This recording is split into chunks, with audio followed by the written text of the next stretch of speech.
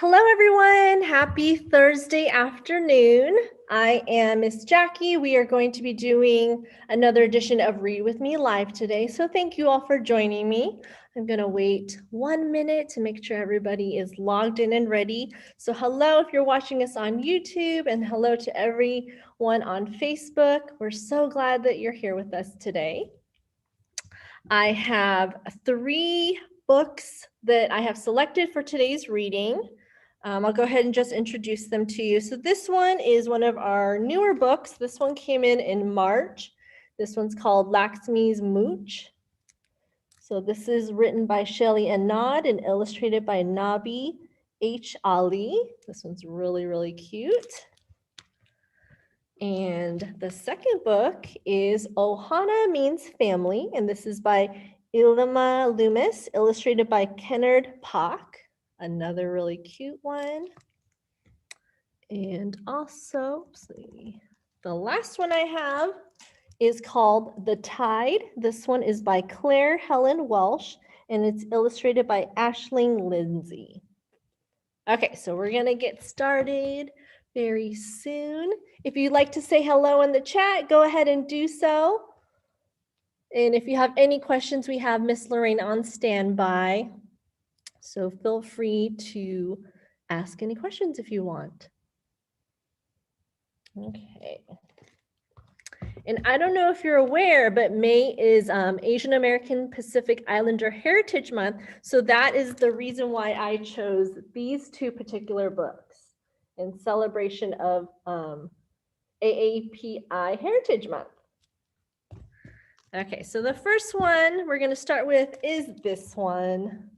This one I actually just came across today, and I read it and I absolutely loved it. So I want to share this with you because I feel like I can relate to this little girl.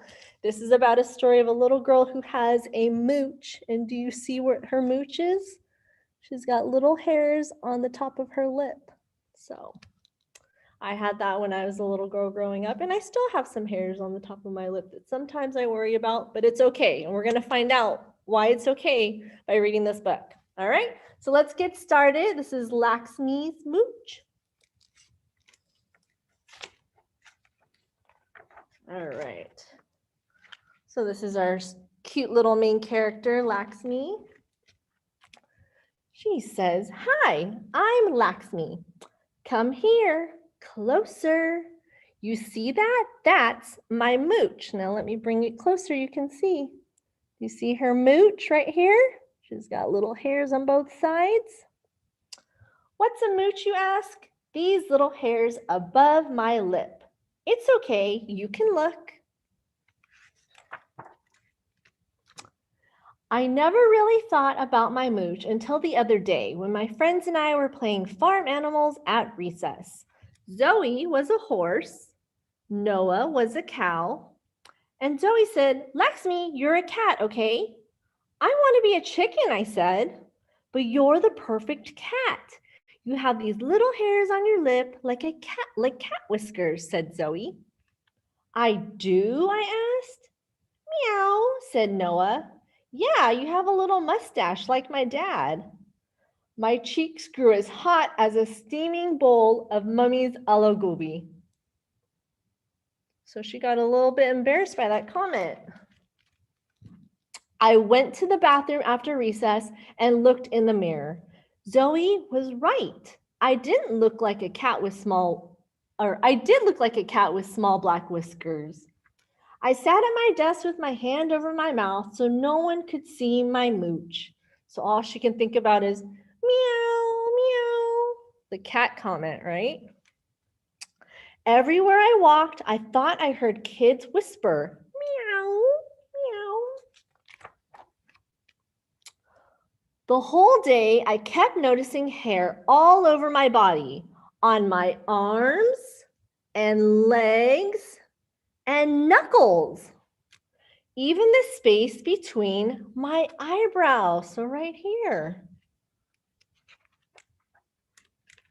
When I got home that afternoon, Mommy asked, "How was school, Beta?" Zoe said I'd make a good cat, I said.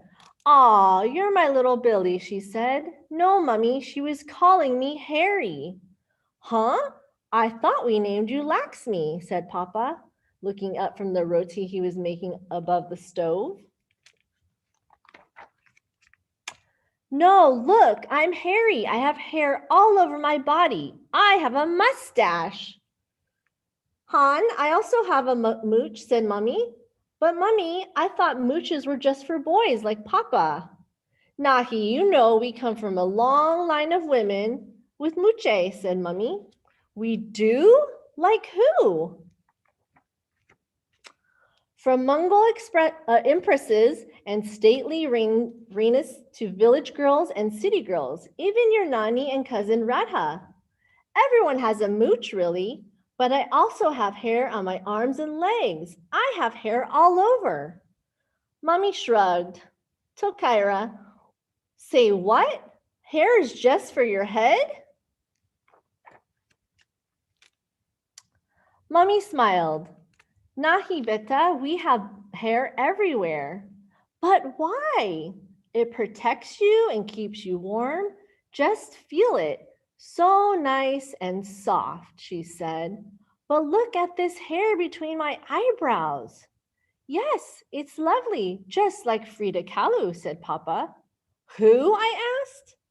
Frida Kahlo. She was a famous artist from Mexico.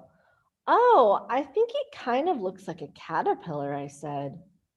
Caterpillars are the coolest, Beta. They build cocoons and become butterflies, said Papa. First I'm a Billy and now I'm a butterfly, I asked. That night, I dreamed about Royal Bengal tigers prowling through the Sundarians. Their long black whiskers danced in the hot breeze, and butterflies flew behind them, fluttering around their long tails. The next day at recess, Zoe wanted to play farm animals again. Let's just play jungle animals instead. I'm a tiger with my long, silly mooch, I said. A long, silky what? Said Zoe. Mooch. It's Hindi for mustache. Well, what should I be? Asked Zoe. I walked up to Zoe and got really close. I saw tiny blonde hairs on her lip. Sure enough, she had a mooch too. You should be a lion with your shiny blonde whiskers, I whispered. Let me bring this closer. Can you see Zoe's whiskers? They're right here. I don't have whiskers, Zoe said. Do too, I said. We both ran to the bathroom and looked in the mirror. I don't see anything, Zoe said. Moving closer, I told her. She leaned in so close that her nose left a little smudge on the glass. Oh, she said, and then she slowly smiled. When we came out of the bathroom, Noah was waiting for us. Hey, what about me? Do I have a mooch? He said. Zoe and I both looked, but we didn't see a single hair above his lip. Nope, said Zoe. Yeah, I don't see anything, Noah, but maybe we can draw one on for you until your real one comes in, I said. Okay, agreed Noah.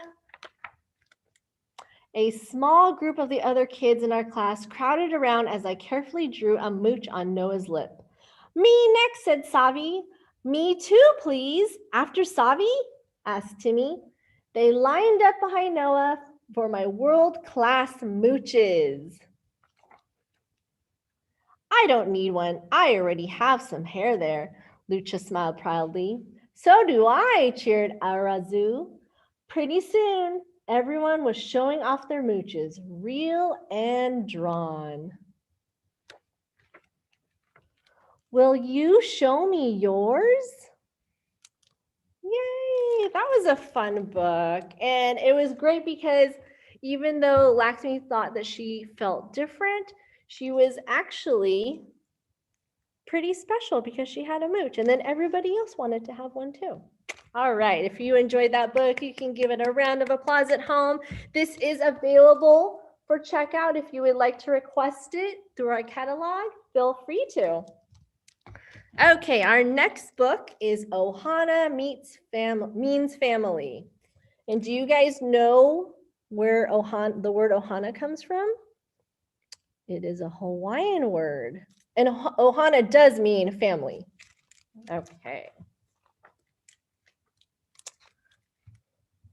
This is the poi for our Ohana's luau. Have any of you ever been to a luau? Have you gone to Hawaii before? Well, they serve up yummy, delicious food, and there's music and dancing. This is the kalo to make the poi for our Ohana's luau. So here they are. So they put the kalo in here and they mash it up and it becomes poi. And poi is a food that they eat very traditionally in Hawaii. This is the mud that grows the kalo to make the poi for our Ohana's luau. This is the water, clear and cold, that covers the mud that grows the kalo to make the poi for our Ohana's luau.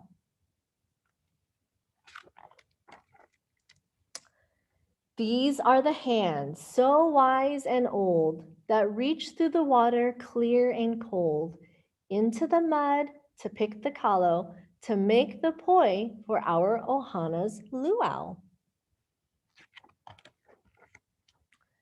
This is the land that's never been sold, where we work the hands so wise and old, that reach through the water clear and cold, into the mud to pick the kalo, to make the poi for our Ohana's luau.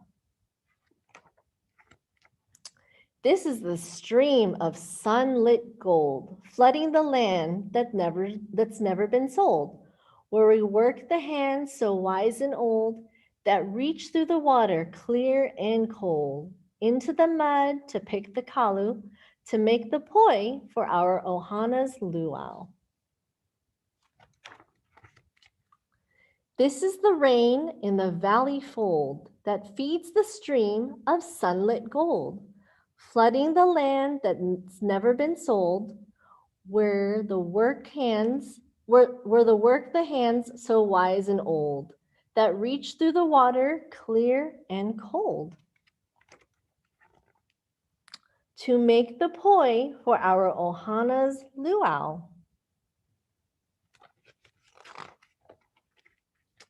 This is the wind on which stories are told, that lifts the rain to the valley fold, that feeds the stream of sunlit gold, flooding the land that's never been sold, where work the hands so wise and old, that reach through the water clear and cold, into the mud to pick the kalo, to make the poi for our Ohana's luau.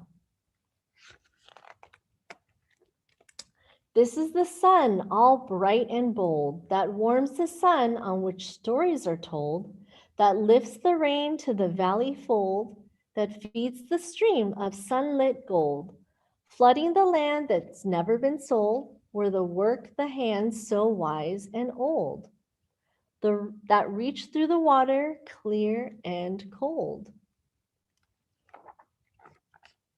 into the mud to pick the kalo, to make the poi for our Ohana's luau. This is Ohana, the loved ones we hold, who give thanks for the sun all bright and bold, that warms the wind on which stories are told, that lifts the rain to the valley fold, that feeds the stream of sunlit gold, flooding the land that's never been sold, where the work the hands so wise and old, that reach through the water clear and cold, into the mud to pick the kalu, to make the poi for our Ohana's luau. So in the end, the entire family has gathered for the feast. And look at that beautiful, beautiful Hawaiian sunset. We have the beach and the rest of the island. Doesn't that look gorgeous? I wish I could be in Hawaii right now. All right, so that is the end of Ohana Meets Family. If you're interested in this book, feel free to request it as well. All right. The last book that we have is called The Tide. And this one is special because it's about a little girl and her grandpa. So here's her grandpa. And unfortunately, grandpa actually has a memory problem. So I don't know if you're familiar with people who might have Alzheimer's or dementia. So I think that's what her grandpa has. So he has a little trouble remembering. And that happens when you get old too. So I love this story because it's very, very sweet. Again, this is called The Tide.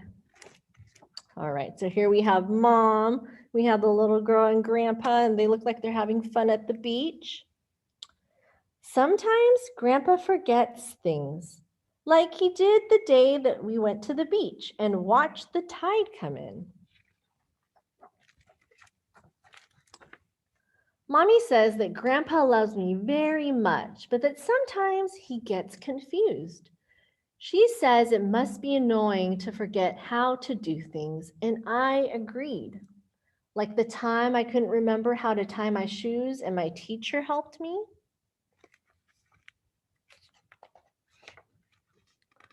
So when we're at the beach, I hold Grandpa's hand. We build forts and castles. We are the king and queen of sand and shells, and we watch the tide come in.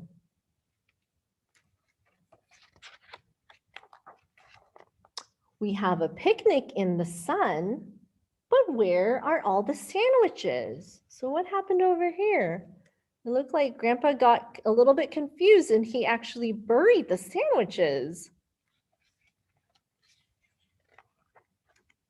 I love my grandpa, but sometimes I get upset when he does silly things. I try to remember that it must be scary to forget. Like the time I buried my polar bear and Mommy helped me find it. So here she accidentally buried her little polar bear in the dirt.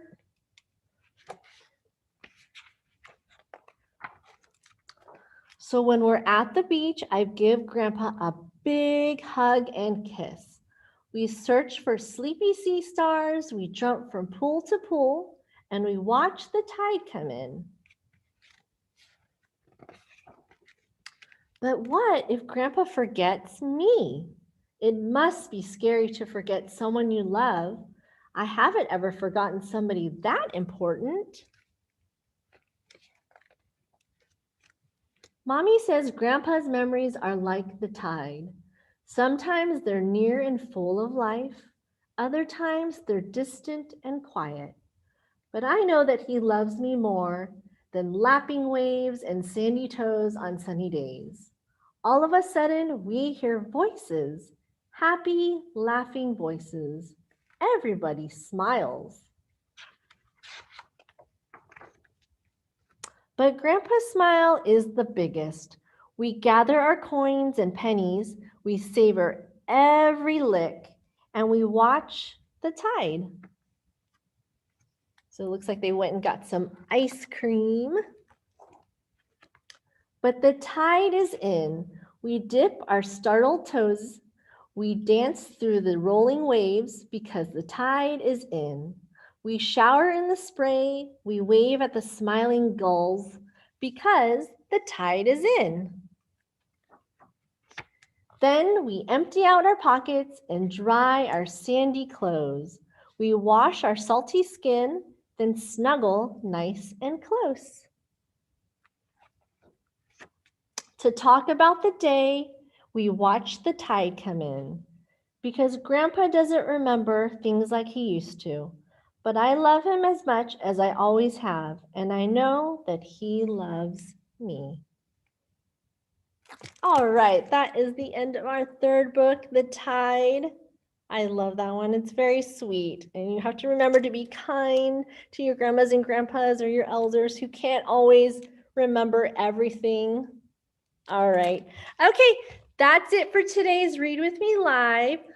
Tomorrow we have story time at 10:30. It is the Down Under story time with me. We are also going to be doing a craft after the story time. So if you want to stick around, you can. We're going to be making a paper boomerang. Lots of fun. Also, we have, what else do we have? I'm sorry, I totally forgot. Next Tuesday. Oh, I'm sorry, not tomorrow, on Saturday. I forgot. Today is Thursday. On Saturday, we have Down Under story time. Tomorrow, we have a hula class. I am very excited for this hula class. We have a hula expert who is going to be joining us tomorrow at 4 o'clock. So if you are in the mood to learn hula, please join us. The link for the information should be on our calendar and also our Facebook page. I'm not sure if Miss Lorena would be able to link that for us, but if not, please check out our calendar. It's going to be so much fun. We're going to be able to see each other dancing. So grab a computer or your phone or your laptop, whatever you'd like to do, or your TV, grab the whole family and let's all dance together. All right. I'll see you guys next time. Bye, everyone.